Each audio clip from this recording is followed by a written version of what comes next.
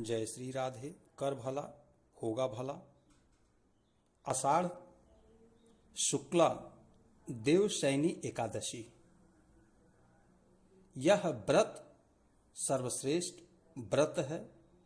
आषाढ़ मास के शुक्ल पक्ष की एकादशी का नाम ही देवशयनी एकादशी व्रत है। सारे मनोरथ पूर्ण करने वाला यह व्रत है। इसका महात्म भगवान वंशी वाले बोले, हे धर्मात्माओं में श्रेष्ठ युधिष्ठिर, आषाढ़ मास के शुक्ल पक्ष की एकादशी का नाम देवशयनी है। ब्रह्मा जी ने नारद से कहा था, आज के दिन भगवान विष्णु को शयन कराया जाता है। कार्तिक शुक्ला एकादशी को जागते हैं। चतुर्मास का व्रत इस एकादशी से प्रारंभ होता है। जो मनुष्य ब्रह्मचर्य का पालन कर चतुर्मास का व्रत करते हैं वह विष्णु भगवान को प्रिय हैं। शिवलोक में उसकी पूजा होती है। सर्व देवता उसे नमस्कार करते हैं। चंद्रायण कठिन व्रत भी यही चतुर्मास के व्रती को समाप्ति के समय करना चाहिए। ब्राह्मणों को भोजन दक्षिणा से प्रसन्न करें। गौ का दान कर सके तो उत्तम है, नहीं तो गर्म वस्त्र का दान अवश्य करें। और तिल के साथ मिलाकर जो स्वर्ण दान तिल के साथ मिलाकर जो स्वर्ण दान करते हैं वह भोग मोक्ष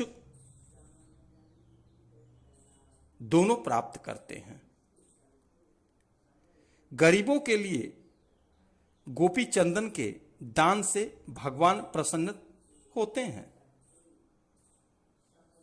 हल्दी के दान से गौरी शंकर जी को प्रसन्नता होती है और चांदी के पात्र में धरकर हल्दी का दान देना वामन भगवान की प्रसन्नता के लिए है। ब्राह्मणों को दही भात का भोजन कराना चाहिए। चतुर्मास में जो एक बार भोजन करते हैं वह स्वर्ग को जाते हैं। इस व्रत में जौ तथा चावल इत्यादि अभ्यातों को खिलाते हैं वह स्वर्ग को जाते हैं। अब एकादशी के महात्म्य की एक पौराणिक कथा कहता हूं। सूर्यवंश में मानधाता राजा प्रसिद्ध सत्यवादी अयोध्यापुरी में राज करता है। एक समय उसके राज्य में अकाल पड़ गया। प्रजा दुखी होकर भूख से मरने लगी। हवनादि शुभ कर्म बंद हो गए। राजा को कष्ट हुआ। इसी चिंता में वन को चल पड़ा। अंगार ऋषि के आश्रम में जाकर कहने लगा, हे सप्तऋषियों में श्रेष्ठ अंगार जी, मैं आपकी शरण हूं।